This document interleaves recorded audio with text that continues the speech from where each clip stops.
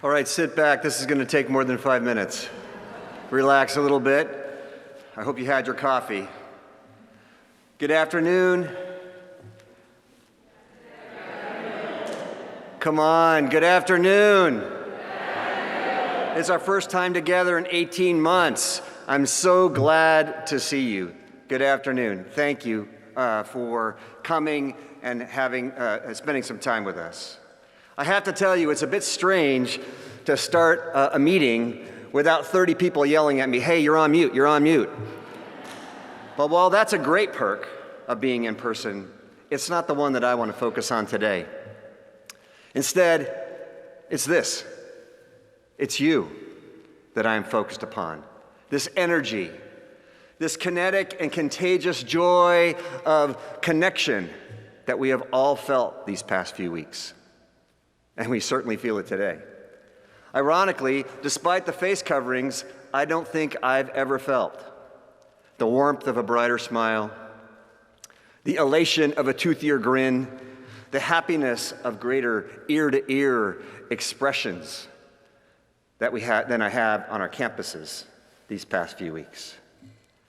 Sure, a mask blocks contagion, and that's a great thing, but it cannot hide or stifle the joy that we feel as we return to our Titan home, our Titan community, and our Titan family. But as bright and as beaming as we've been, and we have been, when we look into the eyes of those with whom we are reunited, it's impossible not to also see other feelings that surface as those smiles under the masks recede. Emotions that linger as we come together and that embody too much of what we've been through. In these moments, I've been reminded repeatedly of an old Smokey Robinson song. Yes, that's right. I'm actually going to quote Smokey Robinson at a convocation. You know, in that song, Smokey Robinson sings, and I won't, "Take a good look at my face. You'll see my smile looks out of place. If you look closer, it's easy to trace the tracks of my tears." And yes, just as our masks can't hide the joy that we feel as we return to our campus, our smiles, while genuine and heartfelt for sure, they can't mask the anxiety and injustice and heartaches that many Titans have endured over the past 18 months. And when we take the time and care to look closer, it's impossible not to notice that somehow, sometimes out-of-place smiles and undeniable tracks of tears appear where those smiles have been. Battered by loss, exhausted by endless work, attacked with anti-Asian hate, hit with healthcare inequities, devastated by digital divides, besieged with anti-blackness and anti-brownness, deprived of voting rights, denied equality, and on and on. Now, I recognize that both in my position and unearned privilege, I've been shielded from some of these experiences and these injustices directly. But know, please know, that we celebrate as we celebrate our return, and we feel that genuine joy of many in-person Titan smiles. We as a university are also committed to Smokey's admonition to take care to look a little bit closer. To recognizing that our smiles sometimes and to some extent, they do look a bit out of place. To not only seeing the tracks of tears, but then to doing everything we can to alleviate the pain that caused them. With the support, education, and inclusion that we were actually here to provide in the first place. For our students, absolutely, but also for each other. I'm so thankful to everyone here and all of our students and faculty and staff that have been working so hard facilitating that process of return. And this might be the first convocation address, and maybe the last, to pivot from Smokey Robinson to Ernest Hemingway. But there's a line from Farewell to Arms that comes to mind as we heal and return. In that amazing novel, Hemingway writes, "The world breaks everyone, and afterward, many are strong at the broken places." My Titan family, over the past 18 months, there is no denying that the world has broken all of us, each of us, in different ways and in different places. But as we slowly and responsibly come into the afterward of this tragic but transformational point in our history, I do see us, the Titan family, as the many who are becoming strong at those broken places. We have strengthened broken places by recognizing that our inherited systems of racism will remain embedded in our campus culture if we are not intentional in our daily efforts to eradicate them. We have strengthened broken places by not only acknowledging that we are occupants of land that belonged to the Tongva and Hashimen people, but also creating new pipelines with tribal community colleges and establishing a Native and Indigenous Student Success Elder Force. We have strengthened broken places with the most diverse new cohort of tenure-track faculty in our history and our largest group of incoming ethnic studies faculty ever.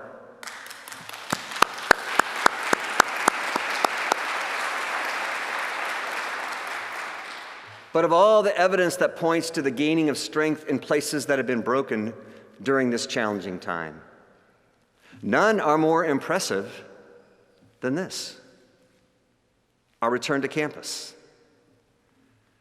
And there's something important you need to know. Something that I've heard as I've talked to the chancellor and to other presidents and to folks across other campuses. With this return and all it represents, we, Cal State Fullerton, are now the gold standard of the CSU. One of the first campuses to pivot to distance learning, our virtual policies adopted by our Academic Senate and Academic Affairs Division, they set the standard for the CSU. Our telecommuting policy worked out with our local union chapters was copied by the CSU and then established as the barometer for the system. Our testing and masking policy was adopted by the CO and shared as best practices with all CSUs. Our vaccination record policy was adopted by the CO and held up as a system-wide model. Today, and I am not kidding about this, today when folks in the CSU come upon an issue, before even trying to solve it, they ask, well, what's Cal State Fullerton doing?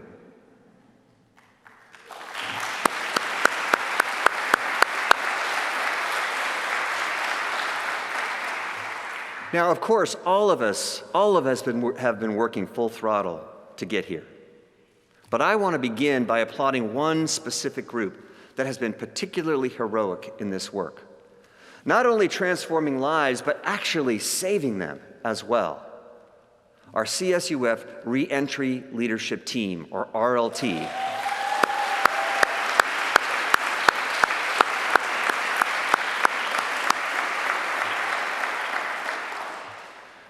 Their names are now supposed to appear. There they are on the screen. RLT, please stand if you're able, or at least raise your hands to be recognized. We are so appreciative.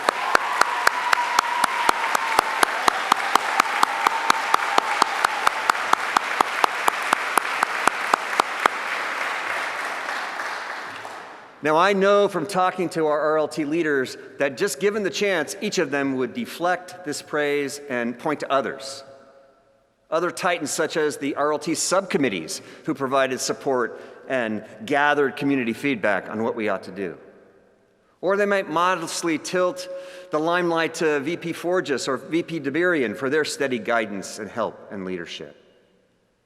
To use John Beisner's words as he tried to divert admiration pointed at him in a recent email, the RLT is representative of all of us and everything we all did to move forward, provide assistance, pick each other up, and on and on. So with John's humble words as a contextual backdrop, I want to thank everyone who provided support, feedback, or even just a word of encouragement as we navigated this return to campus. I also want to recognize and formally welcome all of the new Titans who were hired over the last 18 months.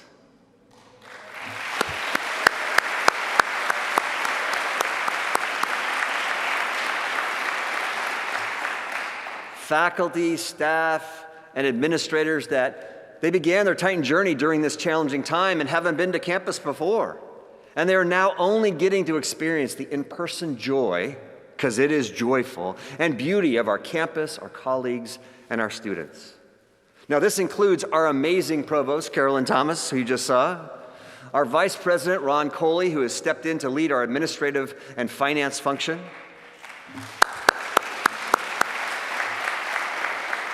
our awesome VP of Student Affairs, Tananso Segura, who not only is, T.O. is not new to campus, but she took this role in the middle of a pandemic. Amazing. Sri Sundarham, our new Dean of College of Business and Economics, and hundreds of members of staff. And as I mentioned, two of the most diverse cohorts of incoming tenure-track faculty in our history. With that in mind, if you were hired during the pandemic, please stand if you're able or raise your hands to be recognized for your first in-person Titan family welcome.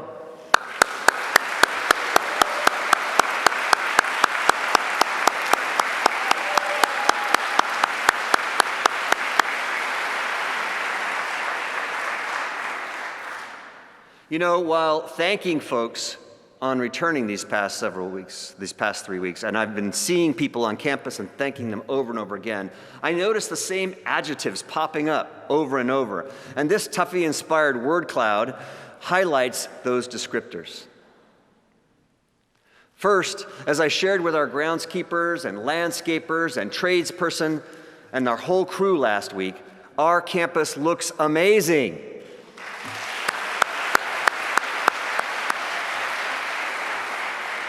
Thank you for the painting of buildings inside and out, the landscaping, the renovating, the repairing, the refurbishing, and everything else that you've been doing to make our campus beautiful. Our campus also is safe. Thanks to all who have engaged in the deep cleaning before we came back and continue to do that cleaning and protecting, especially that 3 a.m. crew that cleans our classrooms every night to ensure our health and safety.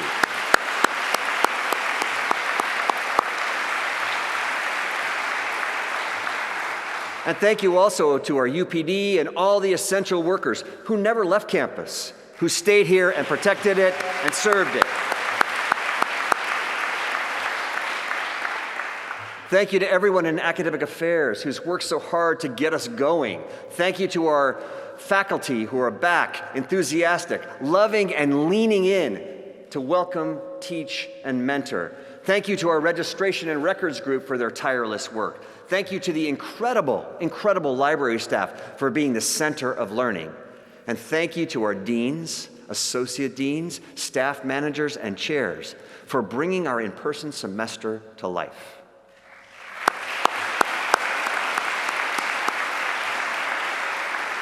Our campus is also buzzing with student support and engagement.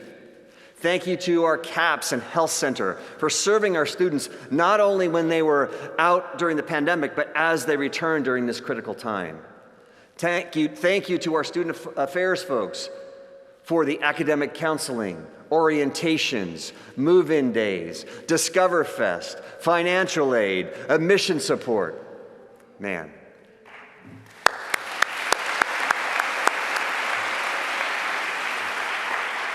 And our campus is also connected due to an IT division that is second to none.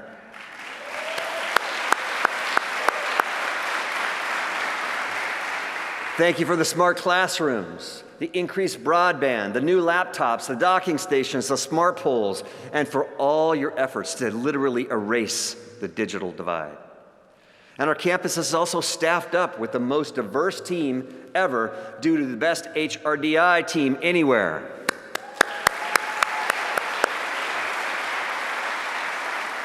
Thank you for the orientations, the recruiting, and the hiring. Thank you for the vaccine center, the data collection, the testing center. Thank you for leading our diversity, equity, inclusion, or DEI work. And finally, our campus is being noticed, talked about more than ever before due to the best university advancement team in the system. Thank you for bringing Kevin McCarty, Katie Porter, Lou Correa, and a host of other leaders to our campus these past months. Thank you for pushing the CO, the Orange County community, Sacramento, and DC on testing, vaccines, and funding. Thank you for helping our students make us the number one university in the state for the second straight election for voting.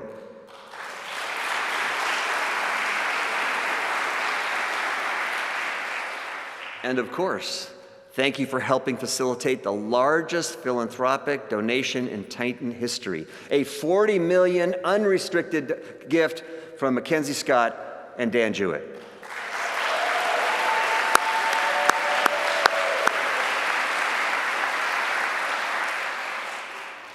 So, yeah, in case you hadn't noticed, the through line of this year's State of the University is gratitude. So much so that as I transition to framing the year that was, it's kind of hard to know where to begin. But it's also difficult to mention our largest gift in history without immediately circling back to it. I suppose I should start with pointing out why the gift is unrestricted. To use Ms. Scott's words, it's because people who have experience with inequities are the ones best equipped to design the solutions. Think about that for a minute.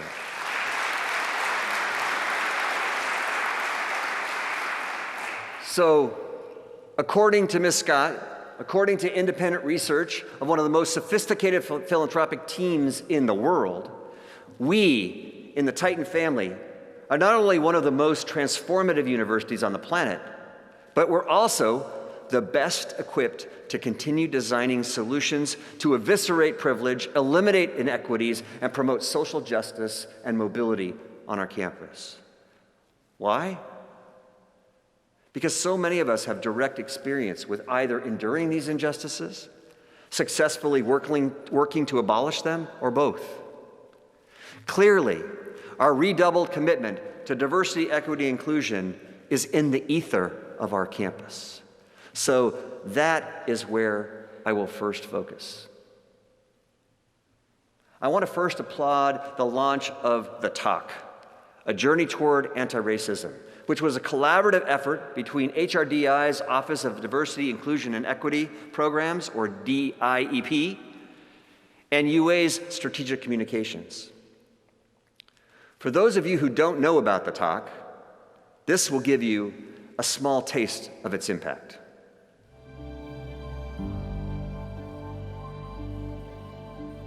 Anti-racism isn't this thing you put on a shelf, it's something that you do every day. My journey toward anti-racism has been one where I'm constantly having weight and shackles removed. If you can listen to my story because it's not your lived experience, I can listen to your story because it's not my lived experience. My life is my own.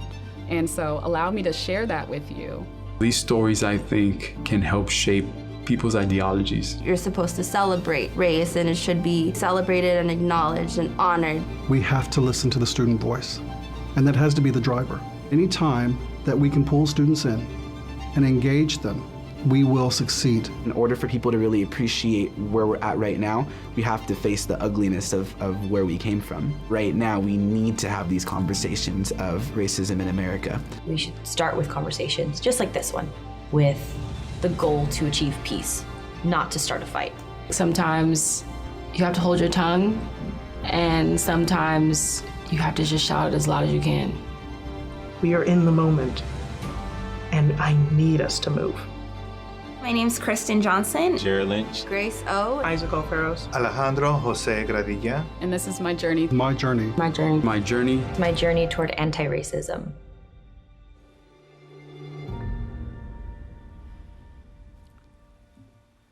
So, yeah.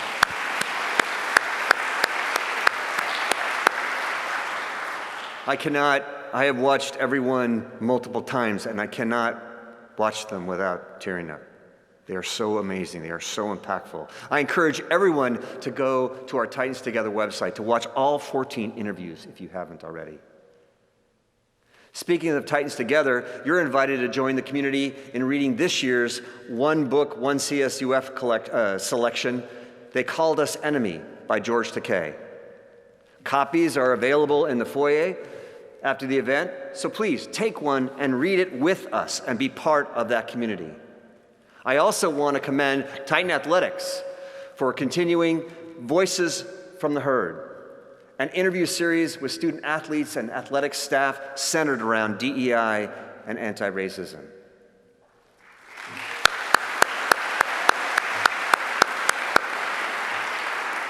Also this past year, as Derek Chauvin's verdict approached, I'm proud that we as a campus community worked with our student leaders and all Titans to provide support and community to our Titan family. That included a campus-wide email from the University Police that underscored the department's ongoing commitment to diversity, equity, and inclusion. Then, on the eve of Social Justice Week, we announced our Cal State Fullerton 6 guiding principles for social justice.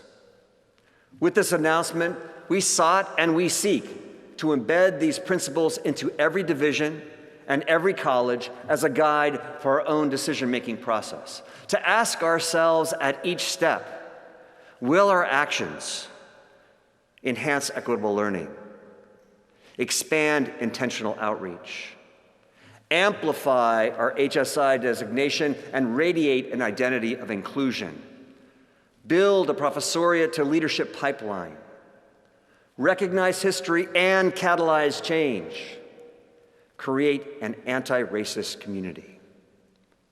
It's important also to mention that our philanthropic focus is deeply interwoven with this work, including our new partnership with the OC Community Foundation to create the Cal State Fullerton Black Student Scholarship Fund. And in what seems like now an annual tradition, all of this and much more led us to receive the Insight into Diversity's Higher Education Excellence in Diversity Award for a record 4th straight year.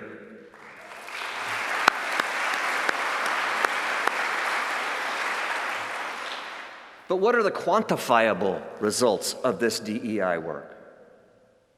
Well, for starters, we now have the most diverse body of faculty in our history. We also, once again, have the greatest staff diversity ever and a higher percentage of historically underrepresented staff than all system-wide averages.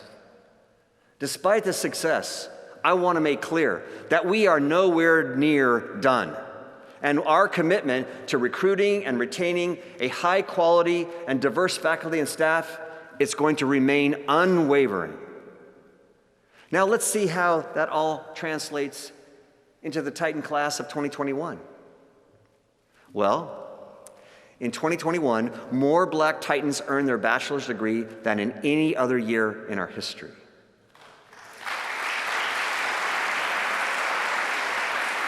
More Latinx Titans earned their bachelor's degree than any other year in our history. More historically underrepresented Titans earned their bachelor's degree and their master's degree than in any other year in our history.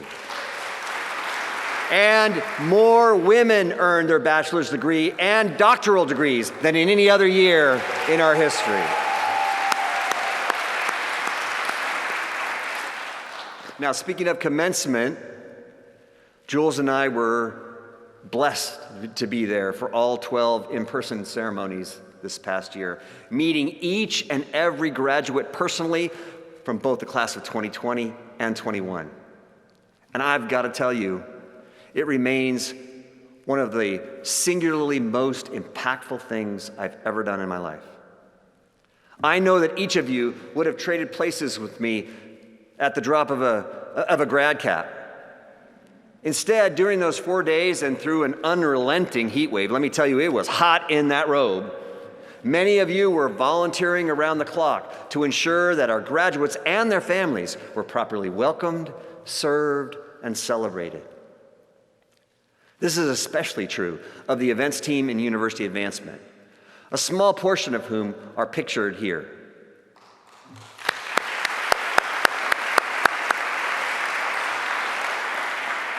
But thank you to all of you from every division and college who were there volunteering. You know who you were. Everyone else, I hope and expect that whatever commencement looks like for this year, you will be there to enjoy and support our graduates. With all of those new Titan degrees, we should dive in a little bit to GI 2025 and our progress over the past year. As I do, bear in mind that since our graduation rates will not be finalized until next month, when census is all sorted out, these data points are projected, but they're pretty strong. Okay, our 4-year graduation rates for first-time freshmen increased from 32% to over 35%, which is a 9.8%, almost a 10% improvement just over last year. And get this, a 62.7% improvement since we began GI 2025 back in 2016. Our 6-year graduation rates for first-time freshmen moved up from 68.7% to 71.4%, which is almost a 4% improvement over last year, and a 14.6% improvement since GI 2025 was begun. And all-time highs that put us only 4% away from our GI 2025 goals. And both our 2- and 4-year graduation rates for transfer students also improved to all-time highs this year. So while celebrating the good news, and that is good news, we also have to look at the challenges. While some of our equity gaps did continue to close, we lost ground in others, specifically for our underrepresented and Pell first-time freshmen. That's not the progress that we were working for, but data that has garnered our laser focus and attention as we innovate new ways to provide equitable pathways to Titan degrees for everyone. You will hear this in the commitment, and you will hear it come to life as I highlight a few more recent achievements from each of our divisions, beginning with academic affairs. In addition to all those record-breaking numbers I already listed, academic affairs increased both summer enrollment and available units by more than 700 courses, bolstering opportunities for students to finish in 4. The Office of Research and Sponsored Programs secured $28.4 million in grants and contracts, nearly eclipsing an all-time record in the middle of a pandemic. I also want to commend Erica Bowers and the Faculty Development Center team with a story that encapsulates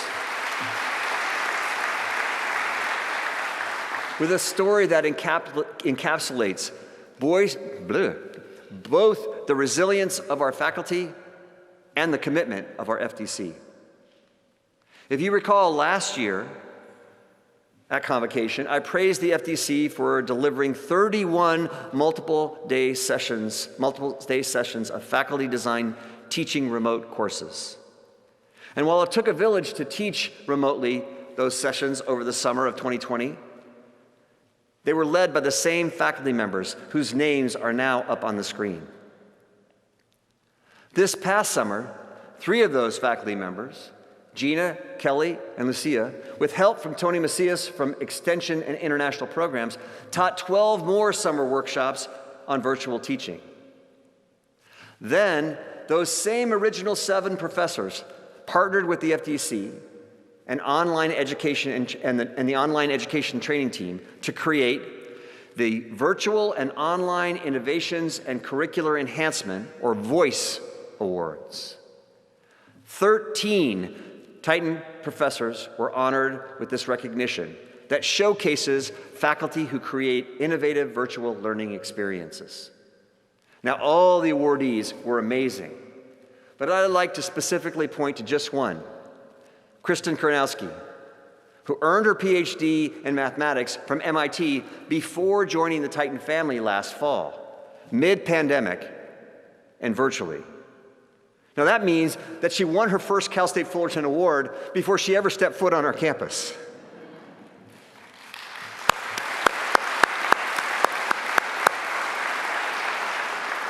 And if you're wondering why, here's a glimpse of the reason why. My name is Kristen Kuryansky. I'm an assistant professor in the mathematics department, and this is my submission for the Voice Award in Student Engagement. Before each lecture, students are assigned a section of reading from the textbook, along with 2 to 3 discussion questions to think about as they read. At the beginning of lecture, students are placed in breakout rooms so they can report on what they learned from the reading. These questions are provided beforehand so that students can come to class prepared and ready to contribute to the group activity. At the beginning of lecture, and before entering the breakout rooms, students are provided a link to this Google slide deck where they work on the slide corresponding to their group number. As the instructor, I can monitor the group activity by cycling through the slide deck where I can see students typing in real time. I can also add comments to let groups know whether they're on the right track or if they need to be guided in a different direction. Moreover, students in the breakout rooms are asked to assign themselves roles based on a fun fact that changes every lecture. For example, in this lecture, the note taker, or the person who types onto the slide, is the person who spent the most amount of time outside over the weekend. The reporter, or the person who shares the group's answers with the class, is the person who spent the least amount of time outside over the weekend. By asking students to assign roles based on different fun facts, they immediately have something to talk about when they enter the breakout room. When we return to the main session, the reporter from each group copies and pastes their group's answers into the chat, and we review the responses as a class. In the main session, I display pre-made slides on the left-hand side of my screen and use Google Jamboards as a digital whiteboard displayed on the right-hand side of my screen.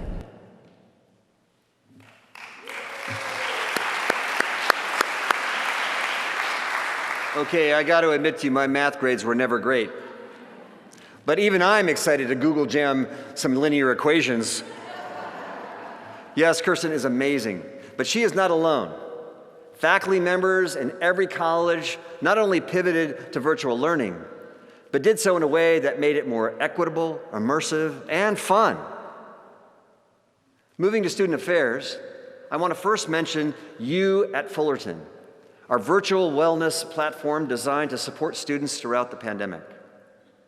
You at Fullerton has now got 75,000 logins and 40,000 registrations, with many students citing it as a life-changing and at times life-saving resource. Student Affairs also expanded the I Am First program to include transfer students.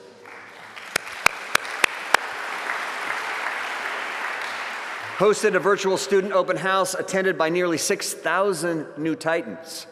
Mentored and supported our amazing ASI leaders. And speaking of ASI leaders, I think ASI President Josh Mitchell is here, and I want to publicly thank him, VP Kira Dawson, ASI Board Chair Mary Chamas, and all of our student leaders for their tenacity and vision and commitment as we return.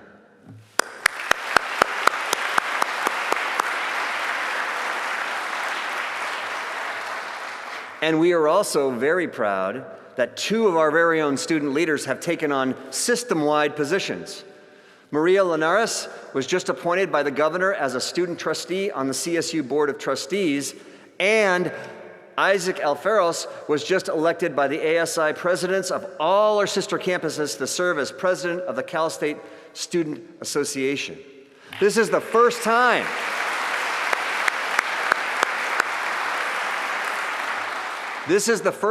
in the history of the CSU that both the student trustee and the CSSA president are from the same university at the very same time. And they're both Titans.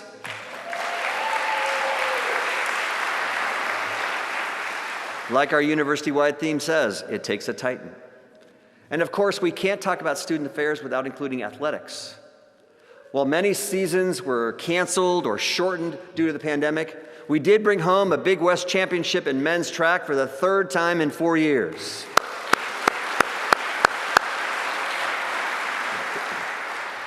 And I want to applaud A.D. Donovan and his team for all they have done to safely fill our athletic events and build back the in-person community that we dearly missed. I loved being there with 8,000 fans for that first soccer game. Wasn't it great?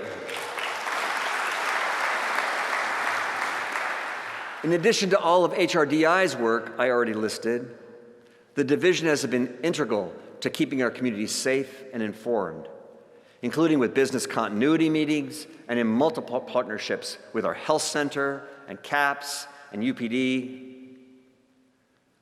On top of all the technology dispersal I alluded to earlier, the Division of Information Technology continued their usual student success work, including the launch of both Titanware, a tech ecosystem that's designed to eliminate the digital divide with student support solutions that are tailored to specific academic disciplines, and the Faculty Student Success Dashboard, which is the first of its kind in the CSU and is already being exported to other CSUs.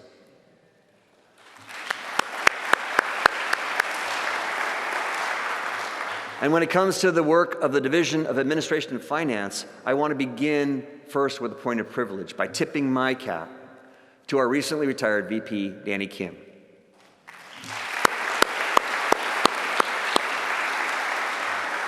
As most of you know, Danny has been fighting cancer over the past year.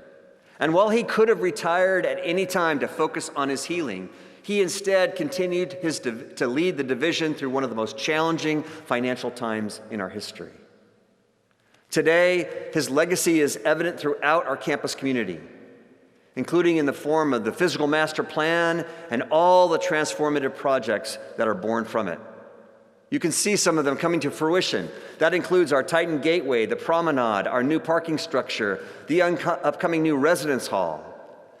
Over the summer, we welcomed our new Vice President, Ron Coley, and the division continues to soar in shepherding all of the ongoing and projects to be completed that we now see as we return, including the McCarthy Hall second floor renovation, the baseball and softball facility addition, our new aquatic center, and the renovation of Pollock Library 4th, 5th, and 6th floor. Yeah. Including, by the way, Natalie, I'm going to drop by again, the amazing new Lawrence DeGraff Center for Oral and Public History, which is just amazing. I also want to thank Chief Carl Jones for recently returning to campus to lead UPD after Chief Gary's retirement.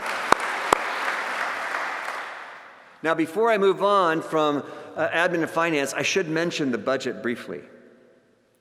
I first want to thank past Chair Estela Zarate and the Planning Resource and Budget Committee, or PRBC, for presenting me with insightful budget recommendations. VP Coley and I are reviewing those recommendations, and we will present our response to the PRBC later this month. As always, this entire transparent process will be on the PRBC website for anyone to see. And I want to thank Stacy Malacote for taking on another round as chair to help guide us through this year. While we are not swimming in money, I can share that we are in much better shape than we thought we would be. Last year at this time, when I was talking to you for Convocation, we were enduring a $24 million baseline cut. This year, we're receiving a $27 million baseline increase to bring us back.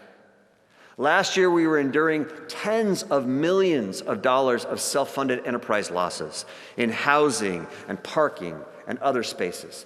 This year, our campus is reopened, and many of our self-support entities, they're up and running again. Perhaps most importantly, last year, the CO continued to refuse to recognize our 23 consecutive years at the bottom of the CSU funding rate per FTES. This year, after much advocacy from many Titans and the whole Orange County community, the CO has finally acknowledged this inequity and begun to address it.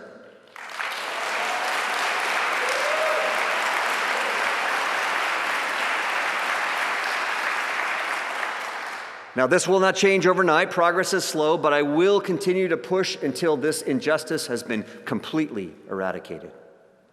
The bottom line is we are now in much better financial shape today than we were a year ago. That said, as you will see in our final budget presented to the PRBC, our perpetual state of belt-tightening is not going to end anytime soon. One way of offsetting that fact is through philanthropy. Which brings us to university advancement. I should begin by saying that even without the MACKENZIE Scott gift, at the close of our fiscal year, we were at 90% toward our $200 million campaign goal.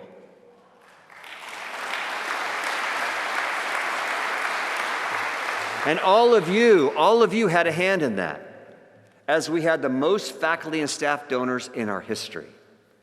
Then, with the generous and generational investment from Ms. Scott, we finished the fiscal year with more than $62 million in total gift commitments, shattering last year's all-time record by more than $25 million. Considering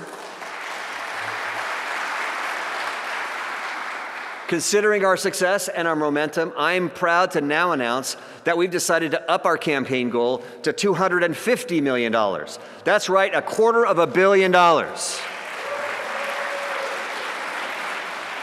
And already we're 89% to hitting that new goal. And when we get to 100%, and we will, it will not only be our largest fundraising campaign, it will be the third largest fundraising campaign in CSU history.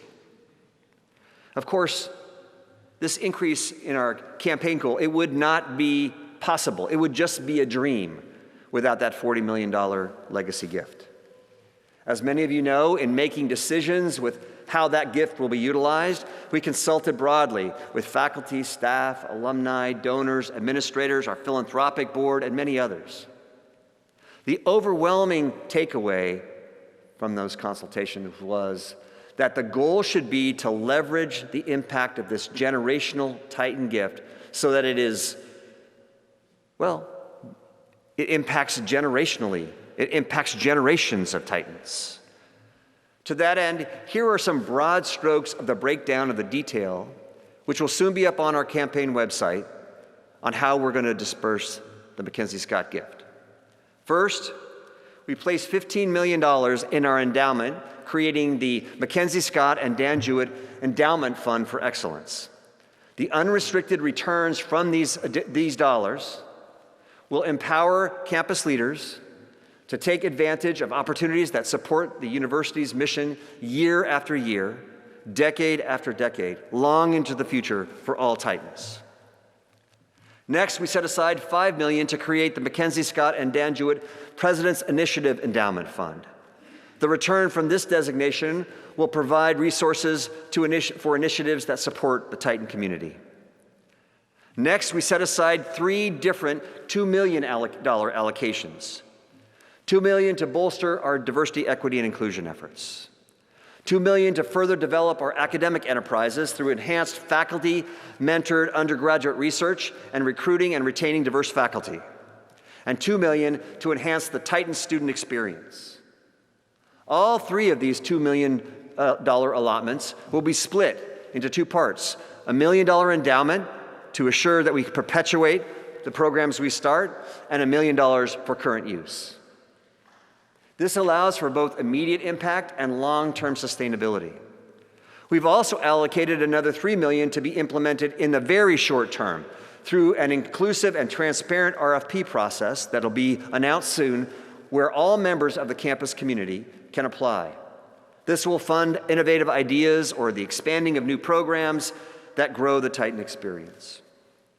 And finally, to ensure that all Titans have an opportunity to access this gift, we've created a gift matching program this year. Specifically, we've set aside $11 million in matching funds with the hope of encouraging others in our community, state, and nation to join Ms. Scott and Mr. Jewett in investing in Cal State Fullerton. Under this matching program, gifts above a certain level for both capital projects as well as endowment will be matched at a 50% level. That means that a $100,000 gift becomes a $150,000 gift. So, every DOD and every faculty and every staff member, whatever project or initiative is your passion, what you are passionate about, now is the time to find an alum or an investor to support that project, because the doors are open to a 50% match. They are wide open for the first time in our history, and they will remain open until that $11 million is spoken for. And finally, To ensure that no gift is too small for a match, a portion of these dollars has been set aside for our annual giving drives, like our Titan Day of Giving and crowdfunding campaigns. Meaning that for those special events, if you give $10, the fund will add $5. No gift is too small. As I hope you can hear and see, all of these decisions not only align with the goals of our strategic plan and social justice principles, but also balance the institution's current needs with legacy funding that will transform Titan lives for generations to come. Before we conclude, I want to give a few additional shout-outs to each of our amazing colleges. First, our College of Education, which was just ranked number 4 in the nation for online programs, was incredibly active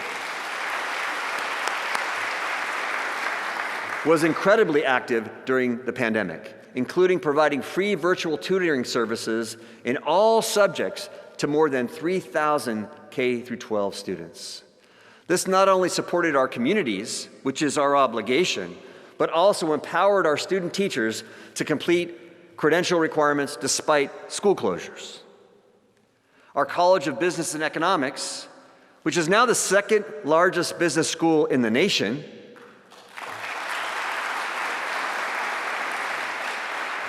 they supported more than 12,000 small businesses in accessing $500 million in federal, state, and local disaster relief. Our College of Communications, whose Titan debate team is ranked among the top 10 in the nation,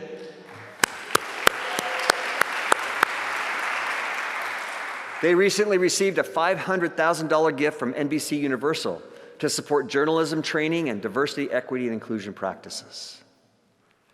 Our College of Engineering and Computer Science, which just received full accreditation for all maximum periods for all of its academic programs, also recently was awarded a $650,000 grant entitled Women in Computer Science Inclusive Excellence, the CSUF Pathways, Pipeline, and Practice.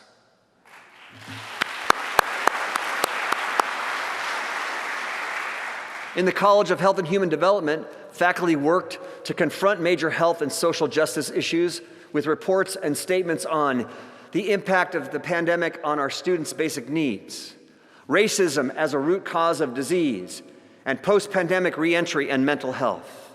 I also want to thank Cindy Greenberg for stepping in and serving as dean after our amazing colleague, Lori Rhodes, decided to retire.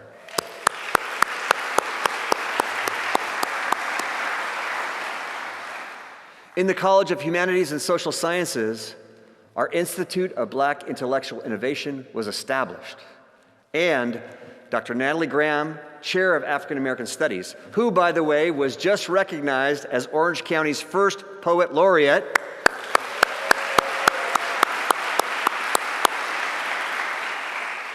she partnered with Academic Affairs to name our inaugural Institute of Black Intellectual and Innovation, DEI Programs Faculty Fellow, Dr. Portia Jackson Preston.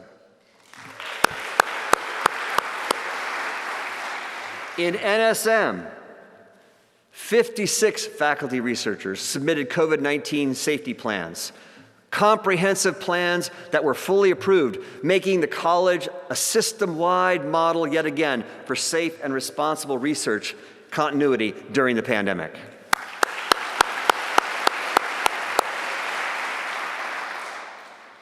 And during the pandemic, Pollock Library was the first in the CSU to both resume circulation of materials and introduce the use of lockers for contactless distribution.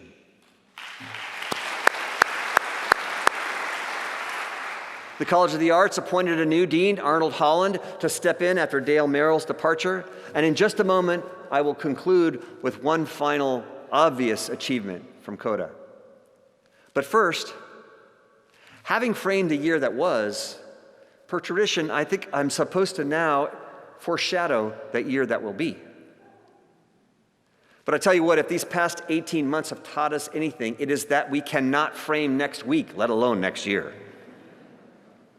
And if we spin our wheels prognosticating about what might come, we will get caught flat-footed on what actually arrives. That said, I want to share two very real and promising truths that will drive us to a new and even brighter future in the year to come. First, no matter what lies ahead, whether we encounter adversity or advantage, disappointment or delight, tough roads or smooth sailing, our foundational work will remain, the cornerstone of who we are, the bedrock of our bold resolve, weight-bearing walls of our work, and the infrastructure of our ascension. That foundational work is drilled deep into the 4 commitments of our strategic plan. A transformational Titan experience, student success and completion, faculty and staff diversity, and financial and physical capacity. That foundational work is cemented into the 6 guiding principles for social justice that we've adopted. Again, enhancing equitable learning, expand intentional outreach, amplify our HSI designation and radiate identity of inclusion, build a professoriate to leadership pipeline, recognize history and catalyze change, and create an anti-racist community. That foundational work is embedded into our 3 pandemic touchstones: the health and safety of all Titans and their families, unimpeded paths to degree, and redoubling of our commitment to diversity, equity, inclusion, and social justice. That foundation work, it's mapped into our blueprint of our physical master plan, etched into the goals of our comprehensive campaign, and quilted into the benchmarks of GI 2025. All right, enough with the construction analogies. The point is, no matter how this year unfolds, or what kind of adjustments we might need to make, the foundation is in place. The goals are set, the standards are clear, and most importantly, the people are here and ready in this great hall, on our campus, and across Titan Nation. The second of the real and promising truths that will drive us to an even brighter future, it's interconnected, inextricably intertwined with the first, and that is this. While our foundational work remains the same, our desired destination is now wildly different. Because we do not aspire to return to where we were in February 2020. Now, don't get me wrong. There's nothing wrong with where we were. It was a good place, and we were doing great things. But we have outgrown that version of ourselves. In the midst of a pandemic, we have outshined what we even thought was possible. We have moved the goalposts so many times that we're on a new field. And while it's perfectly fine to look back with both nostalgia and pride, we must focus forward with hope and aspiration. Now, more than ever, we understand and believe in the way technology can both enhance our vibrant in-person Titan experience and expand equity. Let's leverage that knowledge to eradicate equity gaps, promote retention, and decrease the time to degree. Now more than ever, we understand and believe in the importance of the connective tissue that binds us.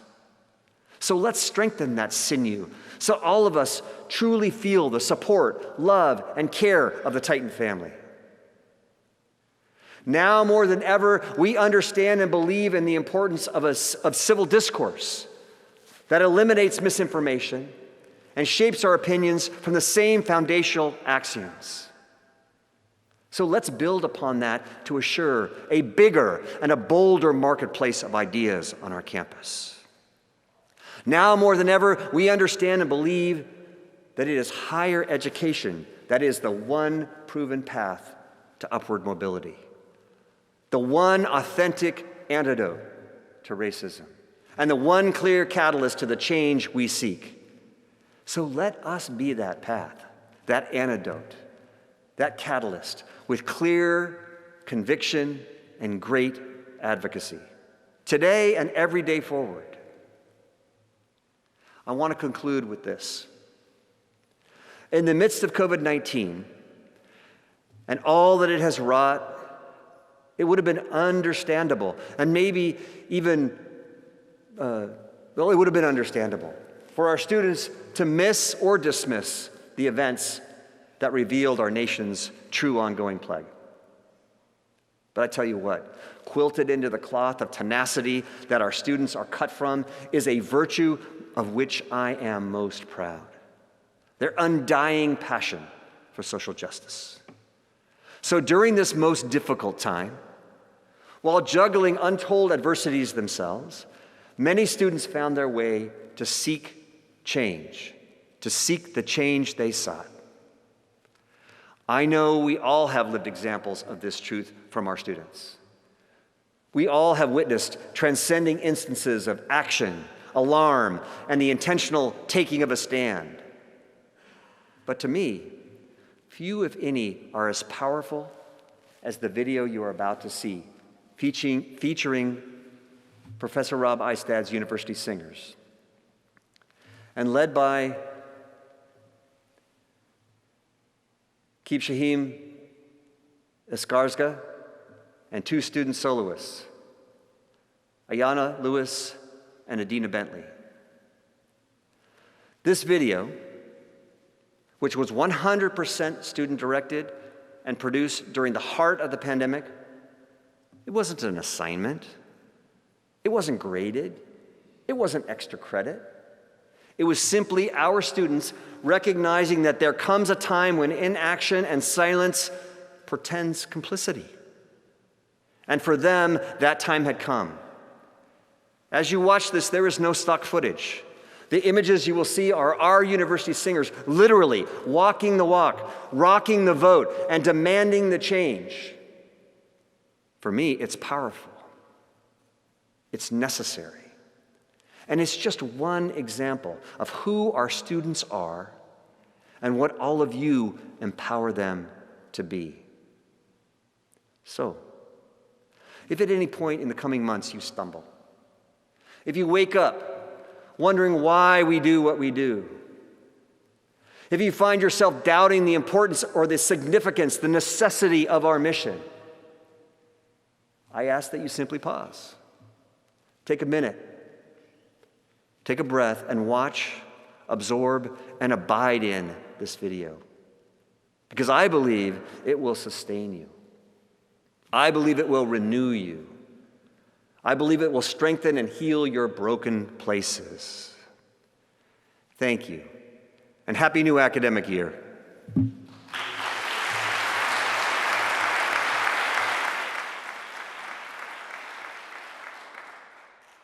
We who believe in freedom cannot rest. We who believe in freedom cannot rest until it comes. We who believe in freedom cannot rest. We who believe in freedom cannot rest until the killing of black men, black mothers' sons, is as important as the killing of white men, white mothers' sons. That which touches me most is that I had a chance to work with people, passing on to others that which was passed on to me. We who believe in freedom cannot rest. We who believe in freedom cannot rest until to me young people come first. They have the courage where we fail, and if I can but shed some